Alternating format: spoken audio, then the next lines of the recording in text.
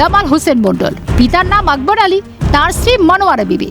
অবাক হলে নিশ্চয়ই, ভাবছেন সম্পর্কে স্বামী স্ত্রী, তাহলে বাবার নাম এক কিভাবে? এসআইআর নিয়ে যখন তোলপাড় রাজ্য, তখন দেগঙ্গার বেড়াচাপা ১ নম্বর পঞ্চায়েতের বসাকপাড়া ১৫৪ নম্বর বুথে ধরা পড়ল এমনই ঘটনা। জানা গিয়েছে ২৫ বছর আগে ভারতে এসেছিলেন জামাল হোসেন মণ্ডল, এখানে এসে বিয়েও করেছিলেন মনোয়ারা বিবিকে। অভিযোগ, তারপর আর বাংলাদেশে ফিরে যাননি। ভারতের ভোটার তালিকায় নাম তুলতে শ্বশুরকেই বাবা সাজিয়েছে জামাল। সাহায্য করেছিলেন স্থানীয় পঞ্চায়েত সদস্য, আর সে কথা অকপটে স্বীকার করেছেন তিনি। আপনার জন্মস্থান কোথায়?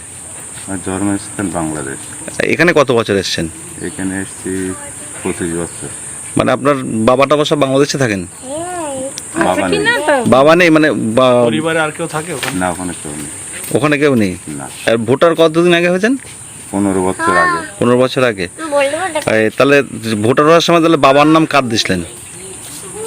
আমার শ্বশুরের নাম দিয়েছিল। শ্বশুরের নাম ভোটার কার্ডে বাবার নাম ব্যবহার করেছিলেন? কে করে দিয়েছিল এটা? মেম্বার করে দিয়েছিল। মেম্বার করে দিয়েছিল। জামাল হোসেন কে হয় আপনার?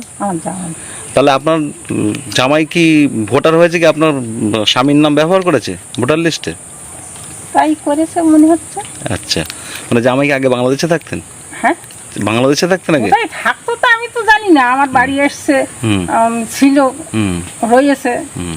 তারপরে আপনার মেয়েকে বিয়ে করেছে? আমার মেয়ে তখন 13 বছর বয়স, বিয়ে দিয়েছে। এই জামাইয়ের ভোটার কার্ড কে করে দিয়েছিল এখানে? মেম্বার করে দিয়েছে। ঘটনা প্রকাশ্যে আসতেই সুর চড়িয়েছে বিজেপি। বাংলাদেশি ভোটার ও ভুয়ো ভোটারই তৃণমূলের ভরসা, তাই মুখ্যমন্ত্রী এসআইআর বিরোধিতা করছেন।